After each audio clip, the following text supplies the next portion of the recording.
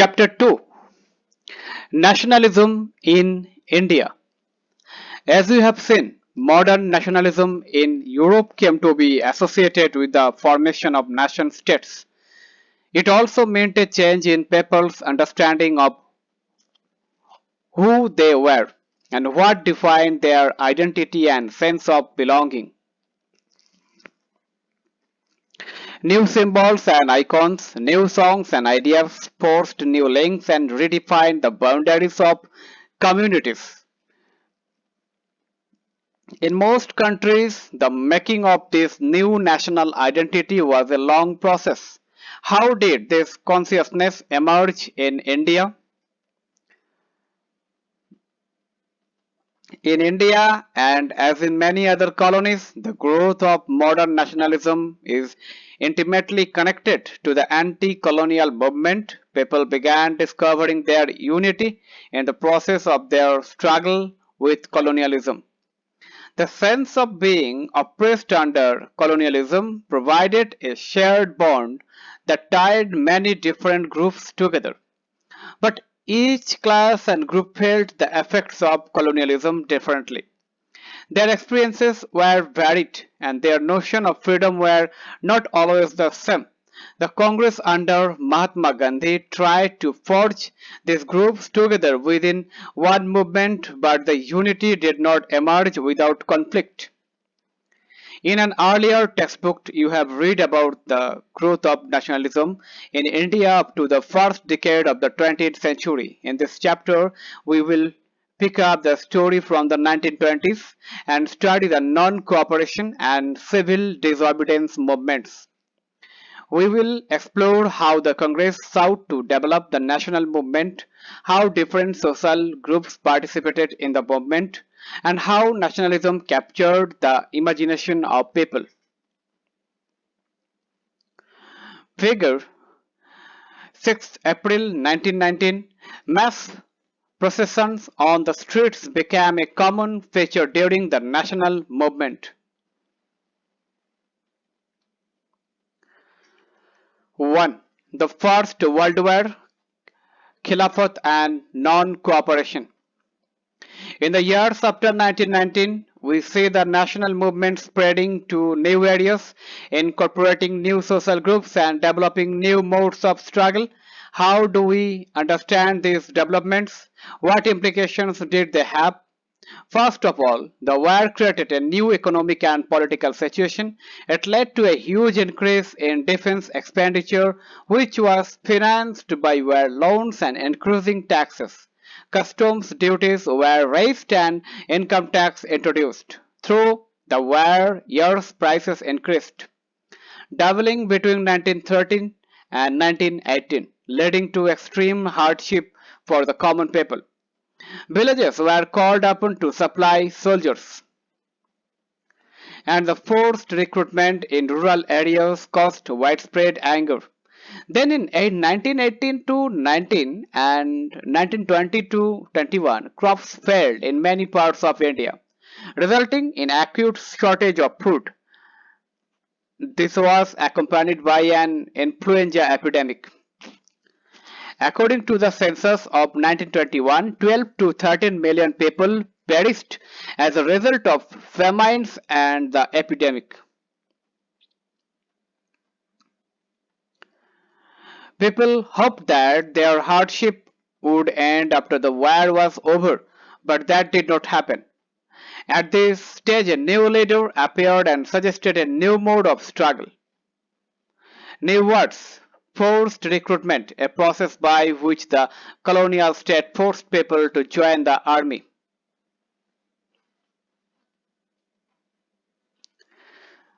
The idea of Satyagraha. Mahatma Gandhi returned to India in January 1915. As you know, he had come from South Africa, where he had successfully fought. Figure: Indian workers in South Africa marched through Belfast, 6 November 1913.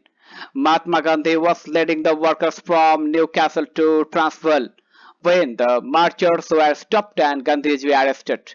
Thousands of more workers joined at the Satyagraha against racist laws that denied rights to non-whites.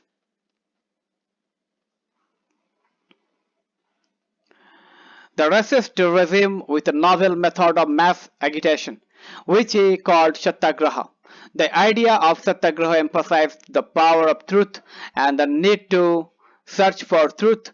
It suggested that if the cause was true, if the struggle was against injustice, then physical force was not necessary to fight the oppressor. Without seeking vengeance or being aggressive, the Satyagrahi could win the battle through non-violence. This could be done by appealing to the conscience of the oppressor. People, including the oppressors, had to be persuaded to say the truth instead of being forced to accept truth through the use of violence. By this struggle, truth was bound to ultimately triumph. Mahatma Gandhi believed that this dharma of non-violence could unite all Indians. Source: Mahatma Gandhi on Satyagraha. It is said of passive resistance that it is the weapon of the weak, but the power which is the subject of this article can be used only by the strong. This power is not passive resistance, indeed, it calls for intense activity. The movement in South Africa was not passive but active. Satyagraha is not physical force. A Satyagrahi does not inflict pain on the adversary. He does not seek his destruction. In the use of Satyagraha, there is no ill will whatever. Satyagraha is pure soul force. Truth is the very substance of the soul. That is why this force is called Satyagraha. The soul is informed with knowledge. In it burns the flame of love. Non-violence is the supreme dharma. It is certain that India cannot rival Britain or Europe in ports of arms. The British worship the war god and they can all of them become.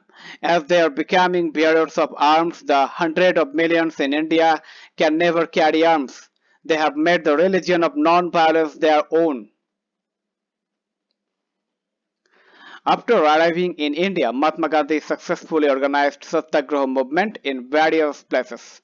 In 1917, they traveled to Champaran in Bihar to inspire the peasants to struggle against the oppressive plantation system. Then, in 1917, he organized a satyagraha to support the peasants of Kheda district of Gujarat, affected by crop failure and a plague epidemic. The peasants of Kheda could not pay the revenue and were demanding that revenue collection be relaxed. In 1918, Mahatma Gandhi went to Ahmedabad to organize a satyagraha movement amongst cotton mill workers.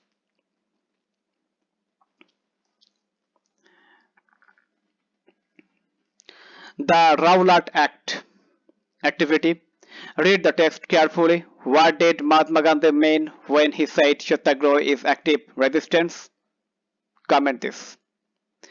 Emboldened with this success, Gandhiji in 1919 decided to launch a nationwide Satyagraha against the proposed Roulette Act 1919. This act had been hurriedly passed through the Imperial Legislative Council despite the united opposition of the Indian members. It gave the government enormous powers to repress political activities and allowed detention of political prisoners without trial for 2 years. Mahatma Gandhi wanted non-violent civil disobedience against such unjust laws, which would start with a hartal on 6 April. Rallies were organized in various cities. Workers went on strike in railway workshops and shops closed down. Alarmed by the popular upsurge and scared that lines of communication such as the railways and telegraph would be disrupted, the British administration decided to clamp down on nationalists. Local leaders were picked up from Amritsar and Mahatma Gandhi was barred from entering Delhi. On 10th April, the police in Amritsar fired upon a peaceful procession, provoking widespread attacks on banks, post office, and railway stations. Martial law was imposed and General Dyer took command. On 13 the infamous Jallianwala Bagh incident took place. On that day, a large crowd gathered in the enclosed ground of Jallianwala Bagh. Some came to protest against the government's new repressive measures. Others had come to attend the annual Baishakhi fair. Being from outside the city, many villagers were unaware of the martial law that had been imposed. Dyer entered the area, blocked the exit point, and opened fire on the crowd, killing hundreds. His object, and he declared later, was to produce a moral effect, to create in the minds of Satyagrahis a feeling of terror and awe. As the news of Jallianwala Bagh spread, crowds took to the streets in many North Indian towns. There were strikes, clashes with the police and attacks on government buildings. The government responded with brutal repression, seeking to humiliate and terrorize people. Satyagrahis were forced to rub their noses on the ground, crawl on the streets, and show salutes to all Sahibs. People were flocks and villages around Gujranwala in Punjab, now in Pakistan, were bombed. Seeing violence spread, Mahatma Gandhi called off the movement. General Dyer's crawling orders being administered by British soldiers, Amritsar, Punjab, 1919. While the Roulette Satyagraha had been a widespread movement, it was still limited mostly to cities and towns. Mahatma Gandhi now felt the need to launch a more broad-based movement in India. But he was certain that no such movement could be organized without bringing the Hindus and Muslims closer together. One way of doing this, he felt, was to take up the Khilafat issue. The First World War had ended with the defeat of Ottoman Turkey, and there were rumors that a harsh peace treaty was going to be imposed on the Ottoman Emperor, the spiritual head of the Islamic world, the Khalifa, to defend the Khalifa's temporal power. A Khilafat committee was formed in Bombay in March 1919. A young generation of Muslim leaders like the brothers Muhammad Ali and Shaukat Ali began discussing with Mahatma Gandhi about the possibility of a united mass action on the issue. Gandhiji saw this as an opportunity to bring Muslims under the umbrella of a unified national movement. At the Calcutta session of the Congress in September 1920, he convinced other leaders of the need to start non-cooperation movement in support of Khilafat as well as for Swaraj.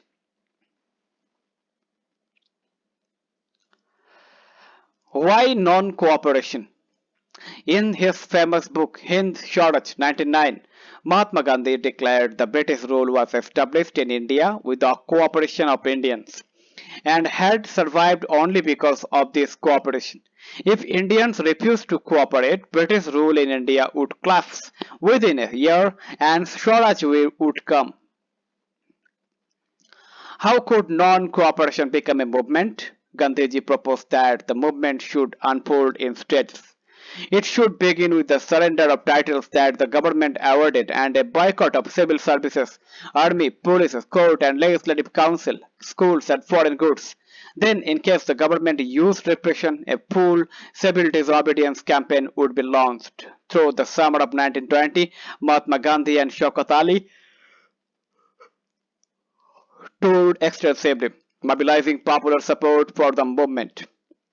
New words: boycott, the refusal to deal and associate with people or participate in activities or buy and use things, usually a form of protest. Many within the Congress were, however, concerned about the proposal. They were reluctant to boycott the council election scheduled for November 1920, and they feared that the movement might lead to popular violence. In the months between September and December, there was an intense tussle within the Congress. For a while, there seemed no meeting point between the supporters and the opponents of movements. Finally, at the Congress session at Nagpur in December 1920, a compromise was worked out and the non-cooperation program was adopted. How did the movement unfold? Who participated in it? How did different social groups conceive of the idea of non-cooperation? Figure: the boycott of foreign clothes, July 1922. Foreign clothes was seen as the symbol of Western economic and cultural domination.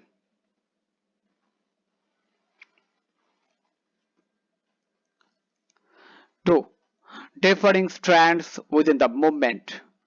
The non-cooperation Khilafat movement began in January 1921. Various social groups participated in this movement, each with its own specific aspiration. All of them responded to the call of Swaraj, but the term meant different things to different people. The movement in the town. The movement started the middle class participation in the cities. Thousands of students left government controlled schools and colleges, headmasters and teachers resigned, and lawyers gave up their legal practices. The council elections were boycotted in most provinces except Madras, where the Justice Party, the party of the non-Brahmins, felt that entering the council was one way of gaining some power, something that usually only Brahmanas had access to. New words: picket, a form of demonstration or protest by which people block the entrance to a shop, factory, or office. The effects of non-cooperation on the economic front were more dramatic. Foreign goods were boycotted, liquor shops picketed, and foreign clothes burnt in huge bonfires. The import of foreign clothes halved between 1921 and 1922, its value dropping from rupees 102 crore to rupees 57 crore. In many places, merchants and traders refused to trade in foreign goods or finance foreign trade. As the boycott movement spread and people began discarding imported clothes and wearing only Indian ones, production of Indian textile mill and handlooms went up. But this movement in the cities gradually slowed down for a variety of reasons. Khadi cloth was often more expensive than mass-produced mill cloth, and poor people could not afford to buy it. How then could they boycott mill cloth for too long? Similarly, the boycott of British institutions posed a problem.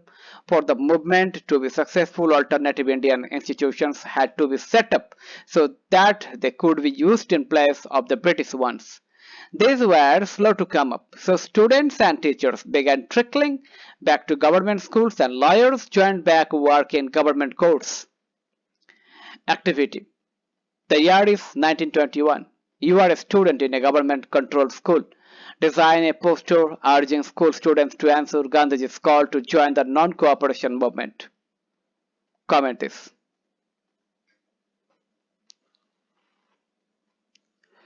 Rebellion in the countryside. From the cities, the non-cooperation movement spread to the countryside. It drew into its fold the struggles of peasants and tribals, which were developing in different parts of India in the years after the war. New words: beggar, labor that villagers were forced to contribute without any payment. In Awadh, peasants were led by Baba Ramchandra, a Sannyasi who had earlier been to Fiji as an indentured laborer. The movement here was against talukdars and landlords who demanded from peasants exorbitantly high rents and a variety of other cases.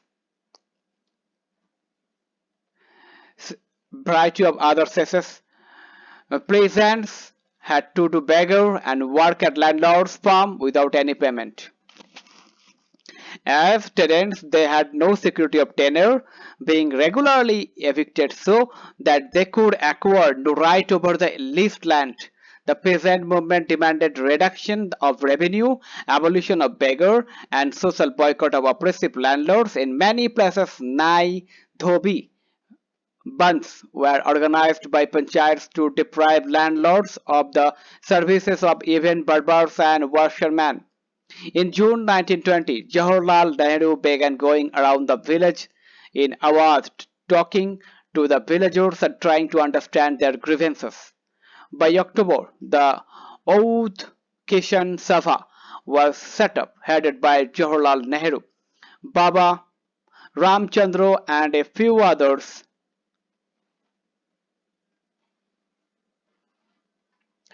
Within a month, over 300 branches had been set up in the villages around the region. So when the non-cooperation movement began the following year, the effort of the Congress was to integrate the Awadh peasant struggle into the wider struggle. The peasant movement, however, developed in forms that the Congress leadership was unhappy with. As the movement spread in 1921, the houses of talukdars and merchants were attacked. Bazaars were looted and grain hoards were taken over. In many places, local leaders told peasants that Gandhiji had declared that no taxes were to be paid and land was to be redistributed among the poor. The name of the Mahatma was being invoked to sanction all actions and aspirations.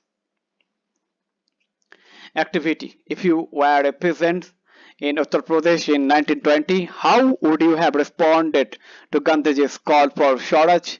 Give reasons for your response. In 1928, Vallabhbhai Patel led the peasant movement in Bardoli, a taluka in Gujarat, against enhancement of land revenue.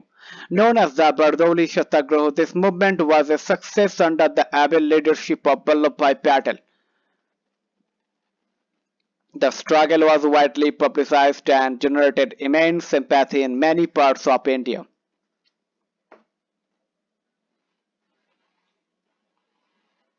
Source B. On 6 January 1921, the police in United Provinces fired at peasants near Rai Bareli. Jawaharlal Nehru wanted to go to the place of firing, but was stopped by the police. Agitated and angry, Nehru addressed the peasants who gathered around him. This is how the latter described the meeting.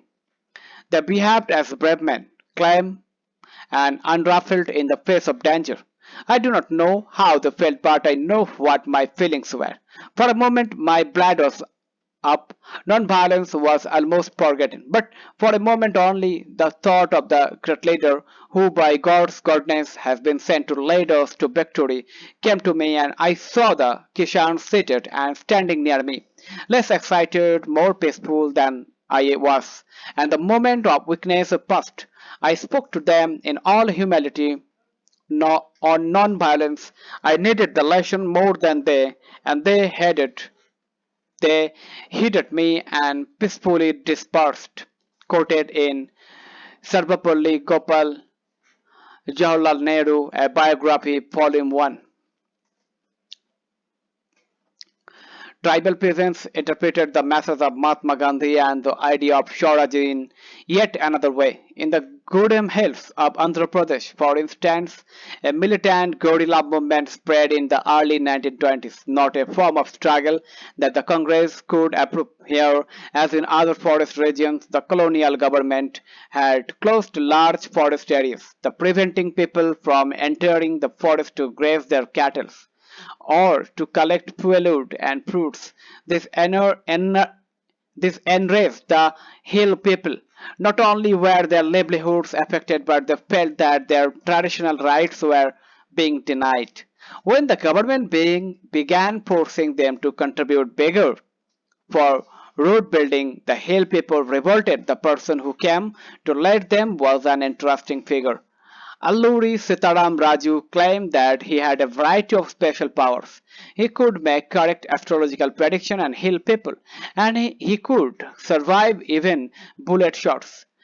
Captivated by Raju, the rebels proclaimed that he was an incarnation of God. Raju talked of the greatness of Mahatma Gandhi, said he was inspired by the non-cooperation movement, and persuaded people to wear khadi and give up drinking.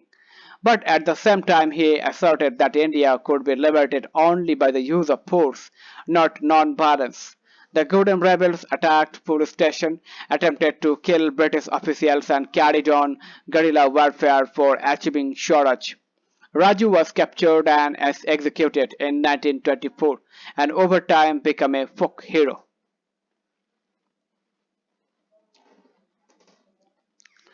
Swaraj in the plantations. activity. Find out about other participants in the national movement who were captured and put to death by the British. Can you think of a similar example from the national movement in Indochina? Chapter 2. Comment this.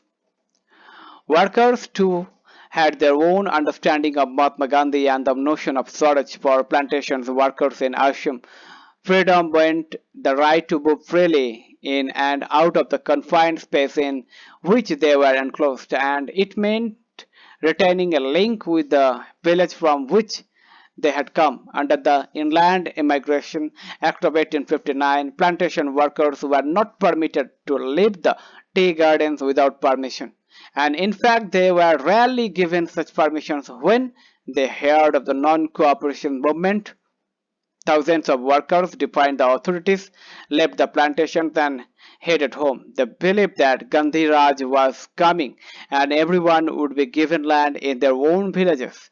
They, however, never reached their destination, stranded on the way by a railway and steamer strike. They were caught by the police and brutally beaten up. The visions of these movements were not defined by the Congress programs. They interpreted the term Swaraj in their own ways, imagining it to be a time when all suffering and all troubles would be over. Yet, when the tribals chanted Gandhiji's name and raised slogans demanding Shatantra Bharat, they were also emotionally relating to an all India agitation.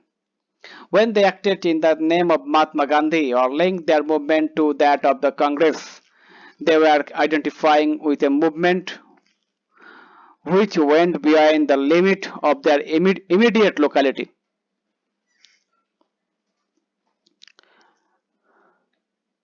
Figure Chauri Chaura, 1922.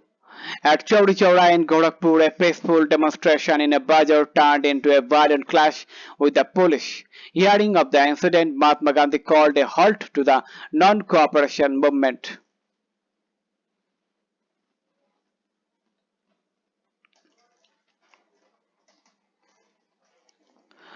3. Towards civil disobedience. Lala Lajpat Rai was assaulted by the British police during a peaceful demonstration against the Simon Commission. He succumbed to injuries that were inflicted on him during the demonstration. In February 1922, Mahatma Gandhi decided to withdraw the non-cooperation movement. He felt the movement was turning violent in many places and Satyagrahis needed to be properly trained before they would be ready for mass struggles. Within the Congress, some leaders were by now tired of mass struggles and wanted to participate in elections to the provincial councils that had been set up by the Government of India Act of 1919. They felt that it was important to oppose British policies within the council, argue for reform, and also demonstrate that these councils were not truly democratic. C.R. Das and Motilal Nehru formed the Swaraj Party within the Congress to argue for a return to council politics. But younger leaders like Jawaharlal Nehru and Subhash Chandra Bose pressed for more radical mass agitation and for full independence. In such a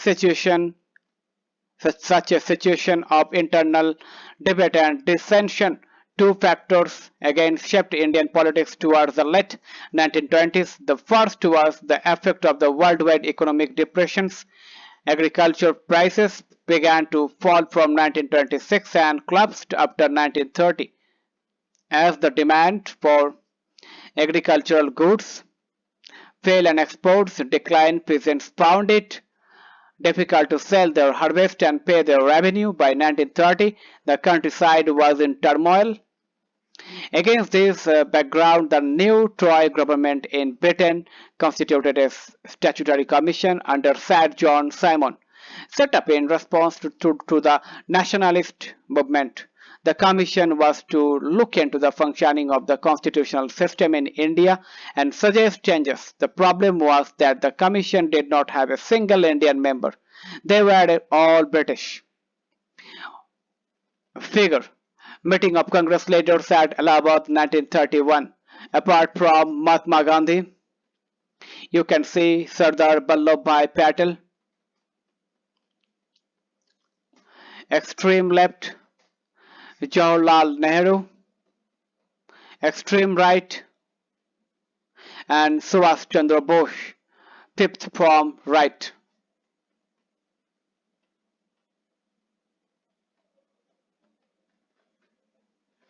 When the Simon Commission arrived in India in 1928, it was greeted with the slogan, "Go back, Simon." All parties, including the Congress and the Muslim League, participated in the demonstration in an effort to win them over. The Viceroy, Lord Irwin, announced in October 1929 a vague offer of dominion status for India in an unspecified future and a round-table conference to discuss a future constitution. This did not satisfy the Congress leaders. The radicals within the Congress, led by Jawaharlal Nehru and Subhash Chandra Bose, became more assertive. Source C. The Independence Day placed 26 January 1930. We believe that it is the inalienable right of the Indian people, as of any other people, to have freedom and to enjoy the fruits of the toil and have the necessities of life so that they may have full opportunities of growth. We believe also that if any government deprives a people of these rights and oppresses them, the people have a further right to alter it or to abolish it. The British government in India has not only deprived the Indian people of their freedom but has based itself on the exploitation of the masses and has ruined India economically, politically, culturally, and spiritually. We believe, therefore, that India must sever the British connection and attain Purna Swaraj or complete independence. The liberals and moderates, who were proposing a constitutional system within the framework of British dominion, gradually lost their influence. In December 1929, under the presidency of Jawaharlal Nehru, the Lahore Congress formalized the demand of Purna Swaraj or full independence for India. It was declared that 26 January 1930 would be celebrated as the Independence Day, when people were to take a place to struggle for complete independence, but the celebration attracted very little attention. So Mahatma Gandhi had to find a way to relate this abstract idea of freedom to more concrete issues of everyday life.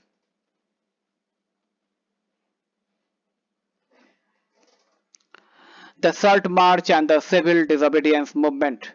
Mahatma Gandhi found in salt a powerful symbol that could unite the nation.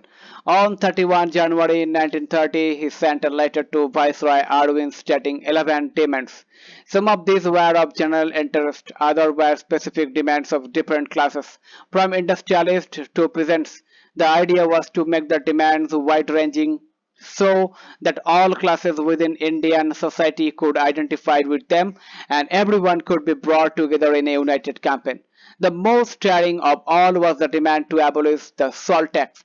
Salt was something consumed by the rich and the poor alike, and it was one of the most essential items of food. The tax on salt and the government monopoly over its production, Mahatma Gandhi declared, revealed the most oppressive phase of British rule. Mahatma Gandhi's letter was, in a way, an ultimatum. If the demands were not fulfilled by 11 March, the letter stated the Congress would launch a civil disobedience campaign. Irwin was unwilling to negotiate. So Mahatma Gandhi started his famous Salt March accompanied by 78 of his trusted volunteers.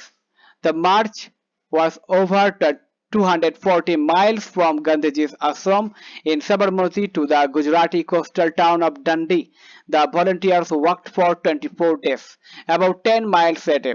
Thousands came to hear Mahatma Gandhi wherever he stopped, and he told them what he meant by Swaraj and urged them to peacefully defy the British. On 6 April, he reached Dundee. The ceremonial violated the law manufacturing salt by boiling sea water. This marked the beginning of the civil disobedience movement. How was this movement different from the non-cooperation movement? People were now asked to not only to refuse cooperation. Figure the Dundee March. During the Salt March, Mahatma Gandhi was accompanied by 78 volunteers. On the way, they were joined by thousands with the British, as they had done in 1921 to 22, but also to break colonial laws. Thousands in different parts of country broke the salt law, manufactured salt and demonstrated in front of government salt factories. As the movement spread, foreign cloth was boycotted and liquor shops were picketed. Peasants refused to pay revenue and Chowkidari taxes, village officials resigned, and in many places forest people and violated forest laws, going into reserve forest to collect wood and graze cattle. Worried by the developments, the colonial government began arresting the Congress leaders one by one. This led to violent clashes in many places. When Abdul Ghaffar Khan, a devout disciple of Mahatma Gandhi, was arrested in April 1930, angry crowds demonstrated in the streets of Peshawar.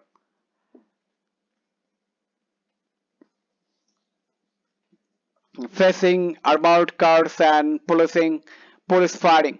Many were killed. A month later, when Mahatma Gandhi himself was arrested, industrial workers in Sholapur attacked police posts, municipal buildings, law courts, and railway stations, all structures that symbolized British rule. A frightened government responded with a policy of brutal repression.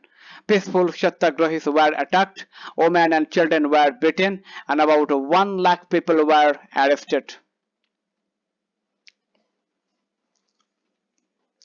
Figure, figured police cracked down on Satyagrahis 1930. In such a situation, Mahatma Gandhi once again decided to call up the movement and entered into a pact with Arvind on 5th March 1931. By this Gandhi-Arvind Pact, Gandhiji consented to participate in a round-table conference. The Congress had boycotted the first round-table conference in London, and the government agreed to release the political prisoners. In December 1931, Gandhiji went to London for the conference, but the negotiations broke down and he returned disappointed. Back in India, he discovered that the government had begun a new cycle of repression. Ghaffar Khan and Jawaharlal Nehru were both in jail. The Congress had been declared illegal and a series of measures had been imposed to prevent meetings, demonstrations, and boycotts. With great apprehension, Mahatma Gandhi relaunched the civil disobedience movement. For over a year, the movement continued, but by 1934, it lost its momentum. Box 1. To the altar of this revolution, we have brought our youth as incense. Many nationalists thought that the struggle against the British could not be won through non-violence. In 1928, the Hindustan Socialist Republican Army (HSRA) was founded at a meeting in Firozshah Kotla ground in Delhi. Amongst its leaders were Bhagat Singh, Jatin Das, and Ajay Ghosh. In a series of dramatic actions in different parts of India, the HSRA targeted some of the symbols of British power. In April 1929, Bhagat Singh and Batukeshwar Datto threw a bomb in the Legislative Assembly. In the same year, there was an attempt to blow up the train that Lord Irwin was traveling in. Bhagat Singh was 23 when he was tried and executed by the colonial government. During his trial, Bhagat Singh stated that he did not wish to glorify the cult of the bomb and pistol, but wanted to revolution in society. Revolution is the inalienable right of mankind. Freedom is the imprescriptible bright right of all, the laborer in the real sustainer of society. To the altar of this revolution, we have brought our youth as incense, for non-sacrifice is too great for so magnificent a cause. We are content. We await the advent of revolution. Inqilab Jindabad.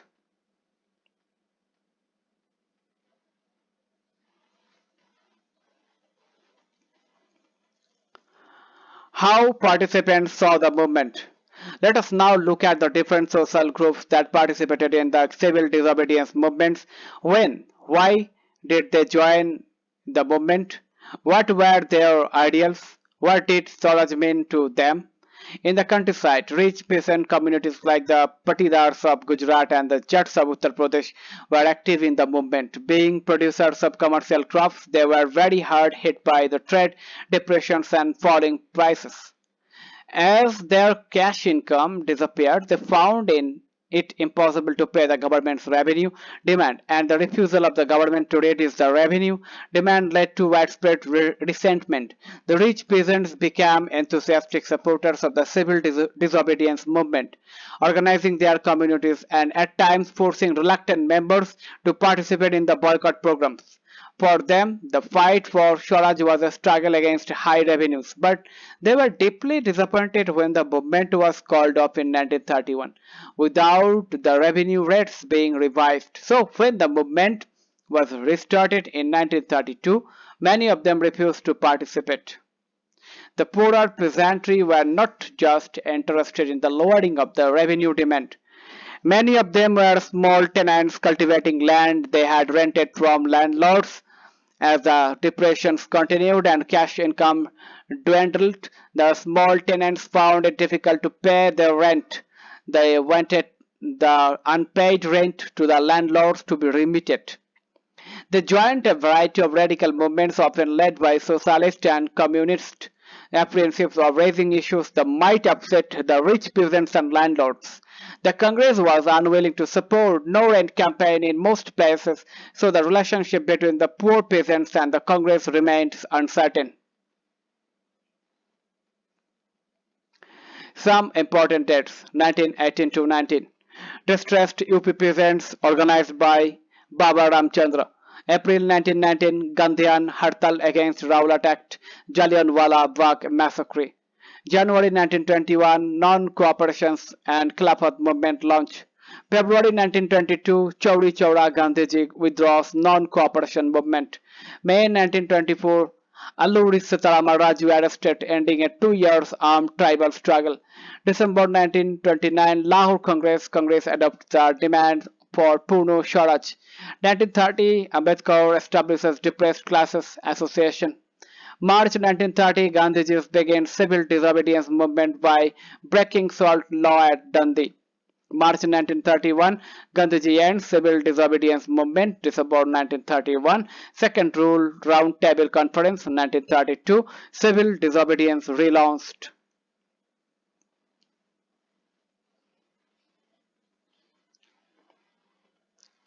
What about the business classes?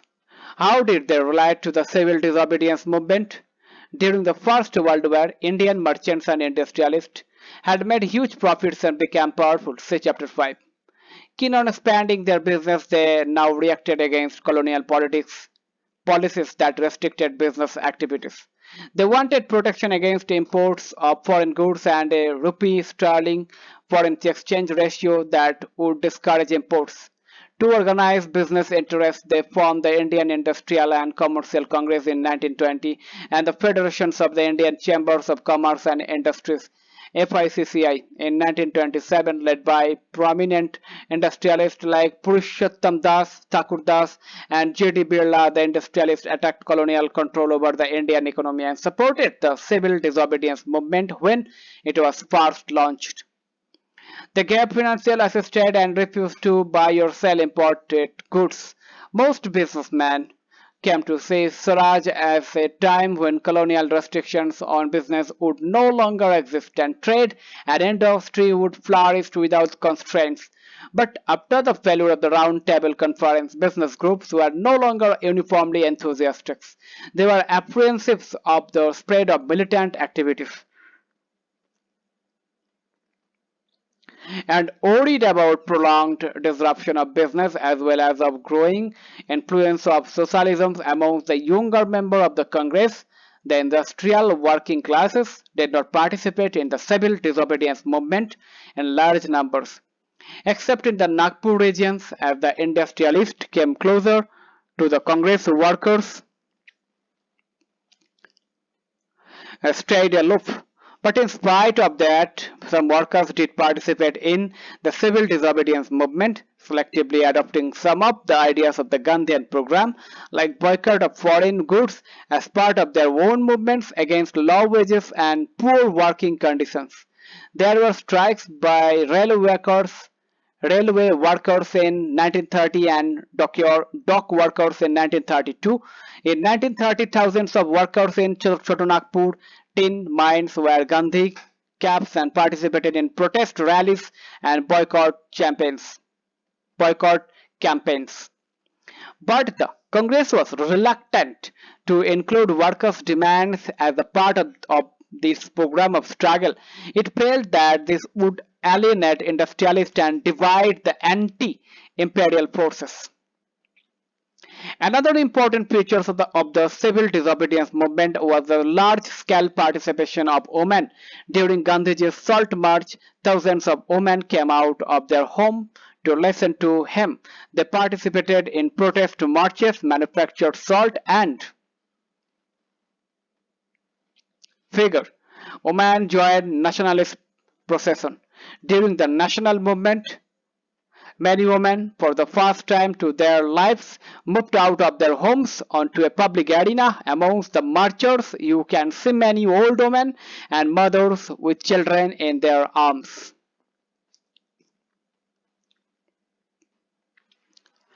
Picketed pawn clothes and liquor shops. Many went to jail in urban areas. These women were from high-caste families in rural areas. They came from rich peasants' households moved by Gandhiji's call. They began to see service to the nation as a sacred duty of women. Yet this increased public role did not necessarily mean any radical change in the way the position of women was visualized. Gandhiji was convinced that it was the duty of women to look after home and hearth, be good mothers and good wives, and for a long time the Congress was reluctant to allow women to hold any position of authority within the organization. It was keen only on their symbolic presence. Discuss. Why did various classes and groups of Indians participate in the civil disobedience movement? Comment this.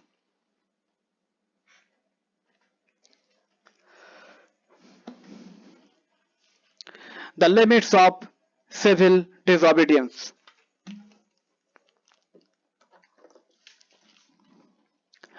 Not all social groups were moved by the abstract concept of Swaraj. One such group was the nation's untouchables, who from around the 1930s had begun to call themselves Dalit or oppressed.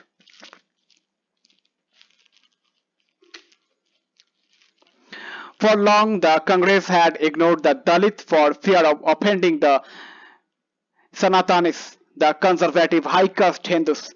But Mahatma Gandhi declared that Swaraj would not come for 100 years if untouchability was not eliminated. He called the untouchables Harijan, or the children of God.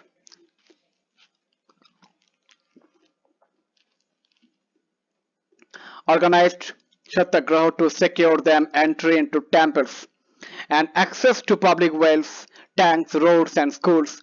He himself cleaned toilets to dignify the work of the Vangi, the sweepers, or persuaded upper castes to change their heart and give up the sin of untouchability. But many Dalit leaders were keen on a different political solution to the problems of community. They began organizing themselves, demanding reserved seats in educational institutions and a separate electorate that would choose Dalit members for legislative councils. Political empowerment, they believed, would resolve the problems of their social disabilities. Dalit participations in the civil disobedience movement was therefore limited, particularly in the Maharashtra and Nagpur region, where their organization was quite strong.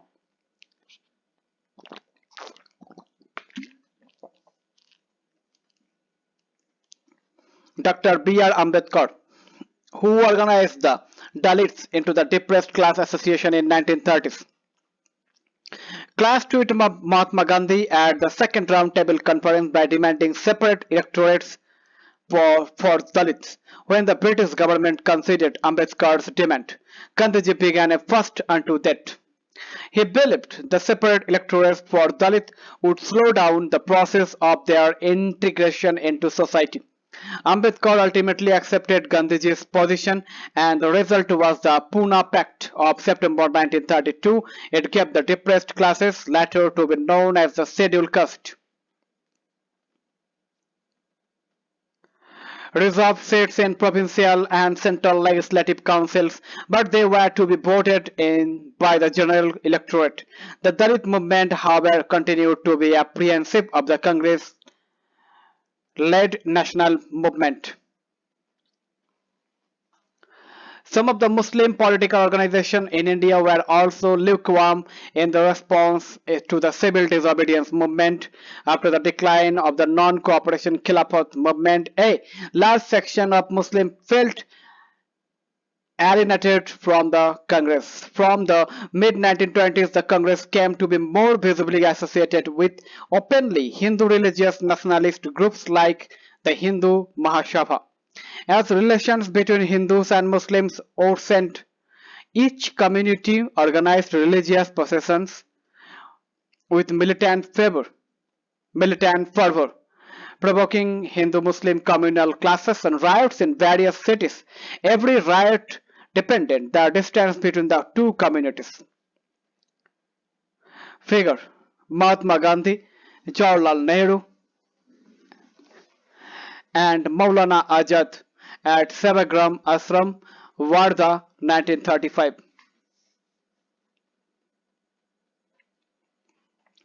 The Congress and the Muslim League made effort to renegotiate an alliance,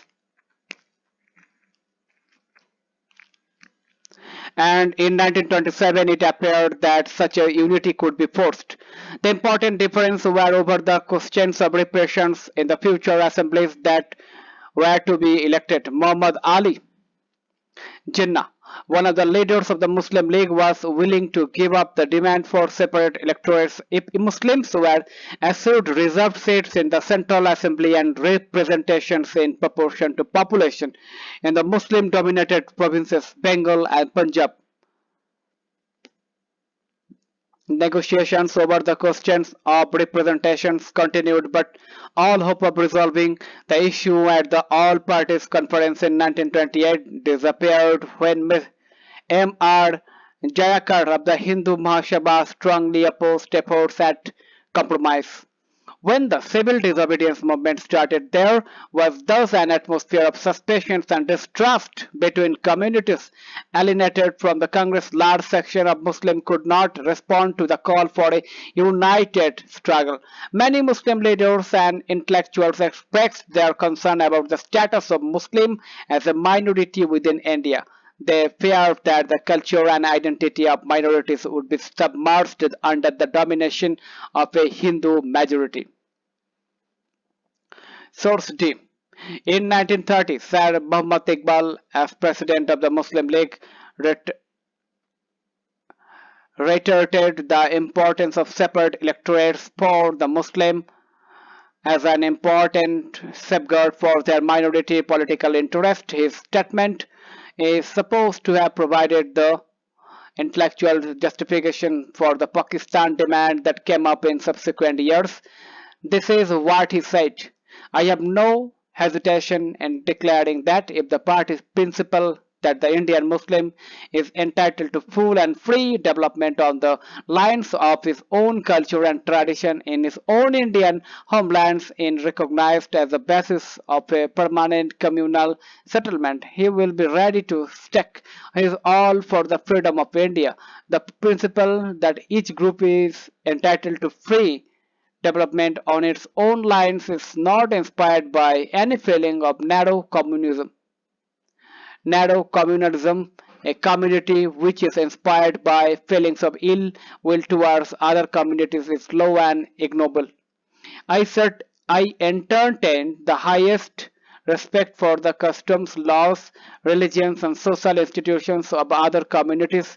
Nay, it is my duty, according to the teaching of the Quran, even to defend their places of worship if need be. Yet I love the communal group which is the source of life and behavior and which has formed me what I am by giving me its religion, its literature, its thought, its culture, and thereby its whole past as a living operative factor in my present consciousness. Communalism, in its higher aspect, then, is indispensable to the formation of a harmonious whole in a country like India. The units of Indian society are not territorial as in European countries. The principle of European democracy cannot be applied to India without recognizing the fact of communal groups. The Muslim demand for the creation of a Muslim India within India is therefore perfectly justified.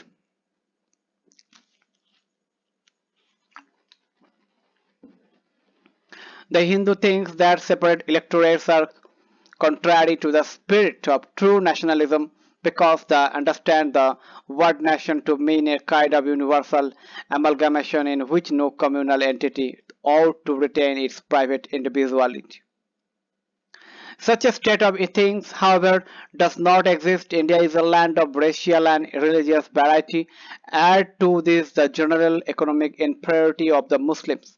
That enormous debt, especially in the Punjab, and their sufficient majorities in some of the provinces as that present constituted, and you will begin to see clearly the meaning of our anxiety to retain separate electorates. Discuss. Read the source day carefully. Do you agree with Iqbal's idea of communalism? Can you define communalism in a different way? Comment this.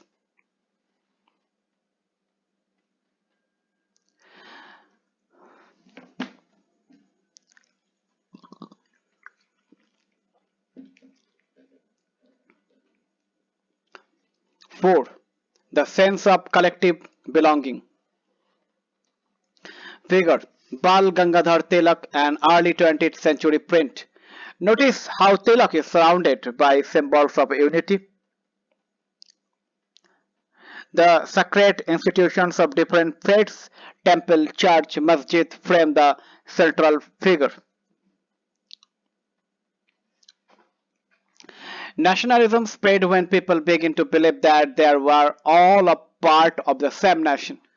When they discover some unity that binds them together, but did the nation become a reality? In the minds of people, how did people belonging to different communities, regions, or language groups develop a sense of collective belonging? This sense of collective belonging came partly through the experience of united struggles, but there were also a variety of cultural processes through which nationalism captured people's imagination, history and fiction, folklore and songs, popular prints and symbols all played a part in the making of nationalism. The identify The identity of the nation, as you know, see chapter 1, is most often symbolized in a figure or image. This helps create an image with which people can identify the nation. It was in the 20th century, with the growth of nationalism, that the identity of India came to be visually associated with the image of Bharat Mata. The image was first created by Bankim Chandra Chattopadhyay in the 1870s. He wrote Bande Mataram as a hymn to the motherland. Later it was included in his novel Anandamath and widely sung during the Swadeshi movement in Bengal. Moved by the Swadeshi movement, Abanindranath Tagore painted his famous image of Bharat Mata's figure. In this painting, Bharat Mata is portrayed as an ascetic figure, says Clem, composed, divine and spiritual. In subsequent years, the image of Bharat Mata acquired many different forms as it circulated in popular prints and was painted by different artists, say figure. Devotion to this mother figure came to be seen as evidence of one's nationalism. Figure Bharat Mata, Abanindranath Tagore, 1905. Notice that the mother figure here is shown as dispensing learning, food, and clothing. The mala in one hand emphasized her aesthetic quality. Abanindranath Tagore, like Ravi Burma before him, tried to develop a style of painting that could be seen as truly Indian. And ideas of nationalism also developed through a movement to revive Indian folklore. In late 19th century, Indian nationalists began recording folk tales sung by birds, and they toured villages to gather folk songs and legends. These tales, they believed, gave a true picture of traditional culture that had been corrupted and damaged by outside forces. It was essential to preserve this folk tradition in order to discover one's national identity and restore a sense of pride in one's past. In Bengal, Rabindranath Tagore himself began collecting ballads, nursery rhymes, and myths and led the movement for folk. Figure Jawaharlal Nehru, a popular print. Nehru is here shown holding the image of Bharat Mata and the map of India close to his heart. In a lot of paper prints, nationalist leaders are shown offering their heads to Bharat Mata. The idea of sacrifice for the mother was powerful within popular imagination. Revival. In Madras, Natesa Sastry published a massive four-volume collection of Tamil folk tales, the folklore of southern India. He believed that folklore was national literature. It was the most trustworthy manifestation of people's real thoughts and characteristics. As the national movement developed, nationalist leaders became more and more aware of such icons and symbols in unifying people and inspiring in them a feeling of nationalism. During the Swadeshi movement in Bengal, a tricolor black, red, green, and yellow was designed. It had 8 lotuses representing 8 provinces of British India and a uh, crescent moon representing Hindus and Muslims. By 1921, Gandhiji had designed the Swaraj flag. It was again a tricolor, red, green, and white, and had a spinning wheel in the center representing the Gandhian ideal of self-help. Carrying the flag, holding it aloft during marches became a symbol of defiance. Figure Bharat Mata. This figure of Bharat Mata is a contrast to the one painted by Abanindranath Tagore. Here she is shown with a trishul, standing beside a lion and an elephant, both symbols of power and authority. Another means of creating a feeling of nationalism was through reinterpretations of history. By the end of the 19th century, many Indians began feeling that to instill a sense of pride in the nation, Indian history had to be thought about differently.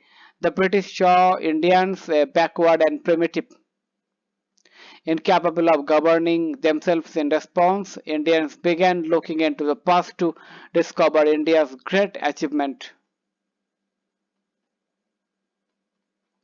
They wrote about the glorious developments in ancient times when art and architecture, science and mathematics, religion and culture, law and philosophy, crafts and trade had flourished. The glorious time, in their view, was followed by a history of decline.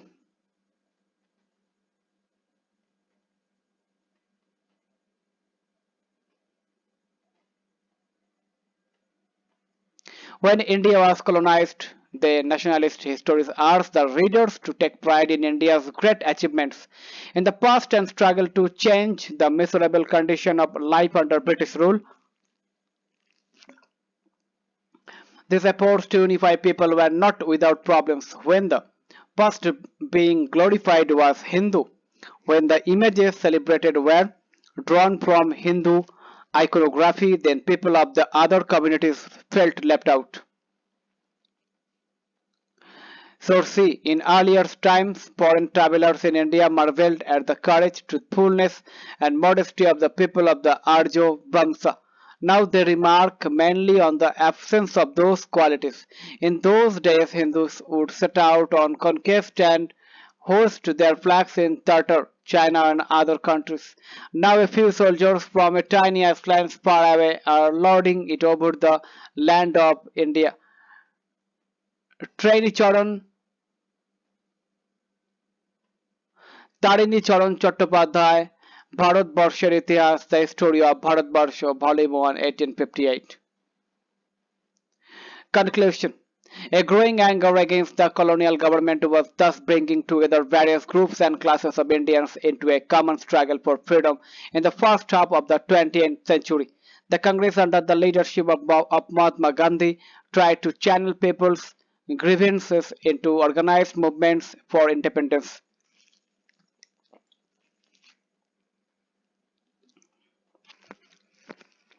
Through such movements, the nationalists have tried to forge a national unity, but as we have seen, diverse groups and classes participated in these movements with varied aspirations